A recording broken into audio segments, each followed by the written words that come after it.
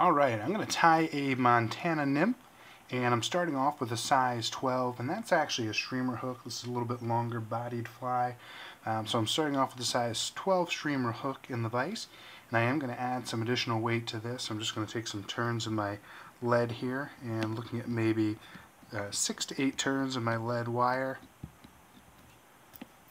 And I'll break off the excess on the front and also in the back, and then just clean up those sides. Make sure I don't have any sharp edges that's going to come back and catch my thread. I'm going to position this lead to be kind of on the top third of the hook shank, and I'm going to use a 6/0 black thread to tie everything in. So I'm going to take 2 wraps in front of the lead. I'll reach all the way back, and I'll gather up the rest of my lead and then take the securing wraps straight through.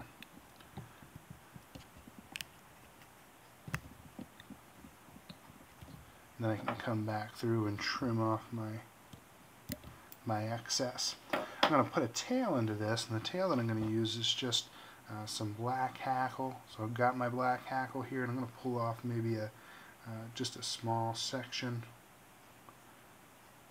maybe a ½ an inch worth off the stem. I'm going to measure it out to be about a hook shank in length, and I'm going to tie that right on top and wrap it back down to about the point in the, or the barb in the hook, and I can come back through and trim off that excess. The main body material for this, and the predominant material that I'm going to use, is chenille. And so I've got just a small black chenille, and you can see if I expose that core, that's going to be my tie-in point. And why that's important is so it doesn't add any additional bulk. This material already is bulky, and I want it to be as relatively slim as possible. So by exposing the core, it greatly minimizes the volume that I have there. I'm going to bring the thread up to about the midway point in the hook shank, and that's where I'm going to tie in my thorax. So I can just start to make my wraps here.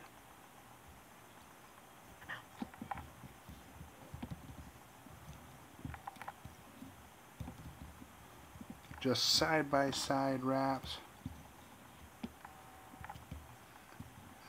until I get to the stopping point there where I've had my thread. Now I'm not going to trim this off, I'm just going to hold it back. I'm going to make some wraps that go towards the tail, and I do that so it holds up there in a nice section. Now I'm going to take another piece of chenille, and this is going to be a chartreuse screen, and I've done the same thing where I've exposed the core, and this is going to be the thorax that I use. So I'm going to do the same thing there, just tie it in nice and tight.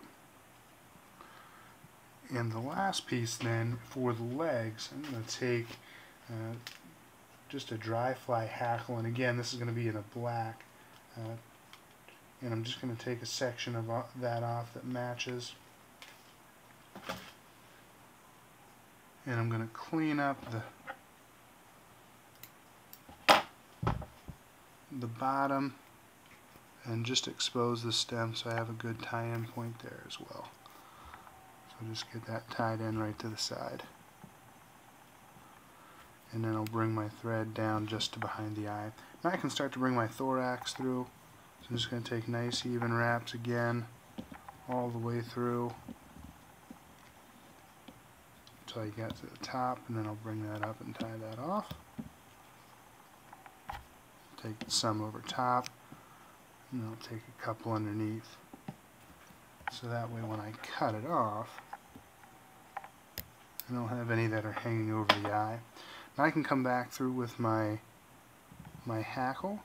I'm going to take one full turn below, and then I'm going to work it up through every place I made a wrap of the chenille.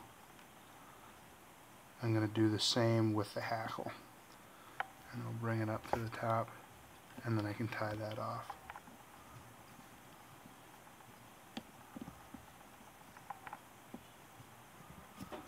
And then when I trim this, I'm not just going to trim the stem, I'm also going to trim this entire top section. So I'm just going to take that completely off.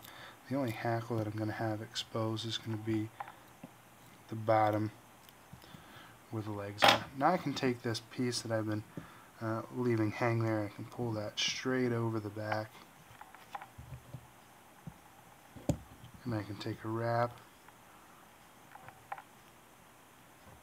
and then lift it back up and do the same thing. Pull everything away from the eye. And then I can make my final cut. And I can whip finish this.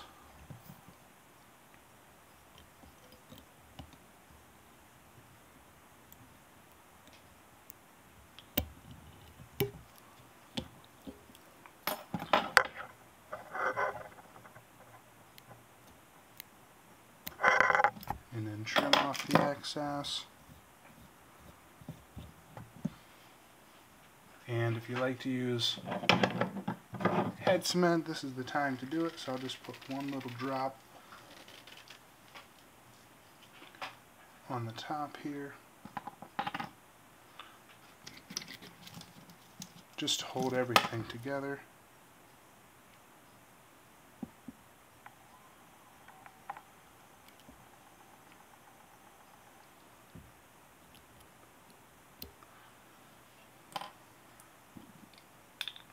And there's a Montana Nymph, and you can tie these in a lot of different colors, you know, just by changing the chenille that you use. But pretty straightforward and a nice little pattern.